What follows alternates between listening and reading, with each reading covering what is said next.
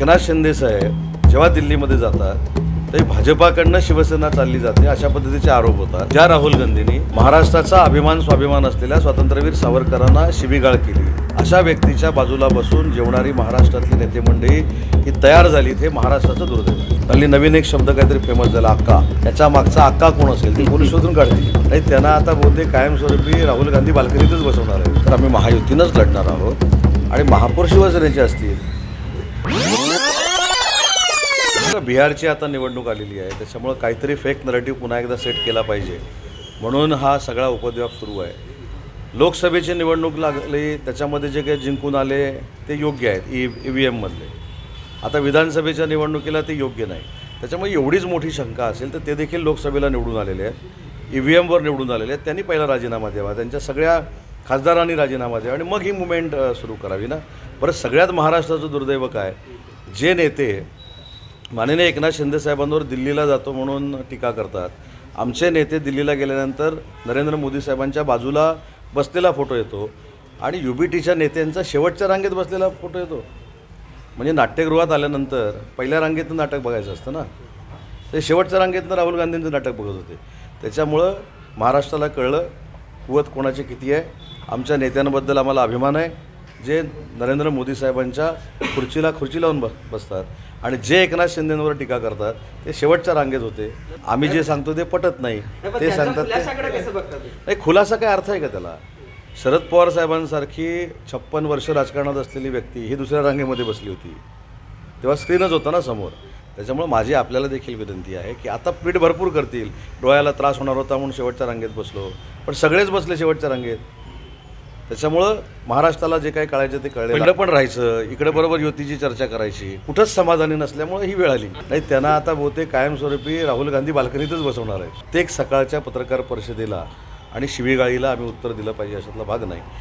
मी पत्रकार परिषद कशासाठी घेतली तर केशवराव भोसलेंच्या नावानं जे नाट्यगृह उभं राहतं आहे त्याची मी पाहणी केली, विधायक रंगकर्मींचं ऐकून घेतलं आणि तुमच्याशी चर्चा केली। मला देखील रोज सकाळी 8 वाजता त्यांच्या अगोदर पत्रकार परिषद घेता येईल, असंबंध बोलता येईल, कोणालाही शिव्या घालता येईल, ब्रेकिंगची तजवीज दिवसभराची कशी होईल याची मला दक्षता घेता येईल। पण मला घड्याळ असं राजकारण आम्हाला कोणाला करायचं नाही। आता एखादी घटना घडल्यानंतर त्याचे खुलासे केले जातात। आता नरेशजी मस्केनी खासदारांनी जर वस्तुस्थिती महाराष्ट्राच्या जनतेसमोर आणली असेल तर त्याच्यामध्ये मला असं वाटतं की कोणाला घाबरण्याचं कारण नाही। एकनाथ शिंदे साहेब जेव्हा दिल्लीमध्ये जातात ते भाजपाकडनं शिवसेना चालली जाते अशा पद्धतीचे आरोप होतात। काय चाललं आहे दिल्लीमध्ये आता 3-3 दिवस राहून?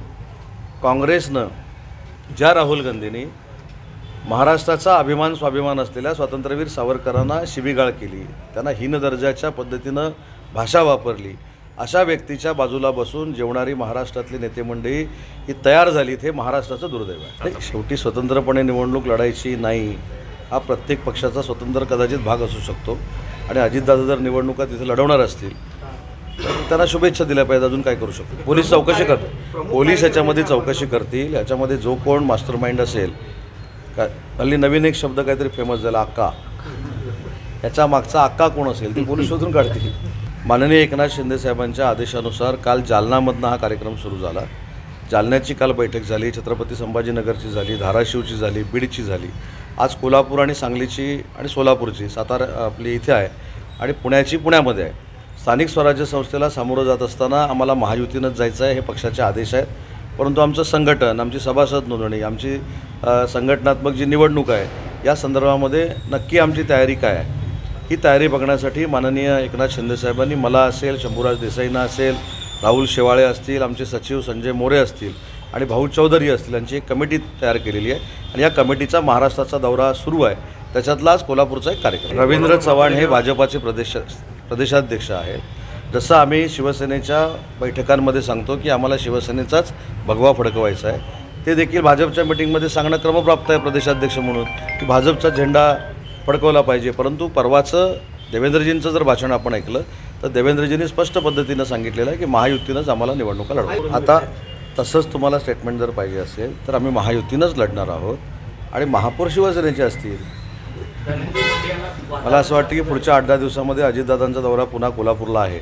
अजितदादांना प्रश्न विचारला तर बरोबर। आता इन्कमिंग हे सांगून करायचं नसतं, अचानक करायचं असतं। भरपूर इन्कमिंग शिवसेनेमध्ये होईल आणि कोल्हापूरमध्ये सुरुवात झालेली आहे ना, आपण सगळे बघताय. कोल्हापूर शहरामध्ये कोल्हापूर शहरातल्या शिवसेनेची ताकद ही नक्की वाढते, जिल्ह्यातली वाढते. जिल्ह्याचे पालकमंत्री प्रकाश आंबेडकर असतील, आमचे राजेश क्षीरसागर असतील, धैर्यशील माने असतील, संजय मंडलिक असतील, डॉक्टर मंचेकर असतील, या सगळ्यांच्या नेतृत्वाखाली आमचा कोल्हापूर जिल्हा हा शिवसेनेचा बालेकिल्ला आम्ही बनवणार आहोत आणि त्यासाठी सगळी मंडळी झटत आहे. मला असं वाटतं की मी म्हणजे आपल्याला हे म्हणून सांगत नाही, मला त्यांचं नाव आणि ती व्यक्ती पण आठवत नाही, म्हणून मी तुम्हाला विचारलं कोण. अशा वैयक्तिक गोष्टीमध्ये शिवसेना लक्ष घालत नाही. ज्यांनी ही कर्म केलेली आहेत ते भोगतील. पोलीस तपास चालू आहे, त्याच्यामुळं त्यांना नाव घेऊन मोठं करण्याची आम्हाला अजिबात इच्छा नाही. मी अगदी जबाबदारीनं सांगतो की आमचे मंत्री, शालेय शिक्षण मंत्री विविध कार्यक्रमाच्या अंतर्गत जिल्हा परिषदेच्या शाळा कशा पद्धतीनं स्मार्ट होतील यासाठी प्रयत्न करत आहेत. निपुण शाळा नावाची एक संकल्पना देखील त्यांनी महाराष्ट्रासमोर आणलेली आहे. यावर्षी मराठी शाळांमध्ये पटसंख्या वाढलेली आहे, हे देखील चित्र आपल्याला बघायला मिळतं आहे. CBSEचा काही अभ्यासक्रम शालेय शिक्षणामध्ये त्यांनी समाविष्ट केलेला आहे. त्याच्यामुळं आपण असं म्हणून चालणार नाही की अशा ह्या शाळा चांगल्या नाहीत. साधं उदाहरण देतो. माझ्या मतदारसंघामध्ये दामले विद्यालय नावाची एक शाळा आहे, ज्या शाळेच्या पहिल्या वर्गामध्ये पहिलीमध्ये 180 विद्यार्थी शिकत आहेत आणि 10वीपर्यंत 1470 विद्यार्थी शिकत आहेत.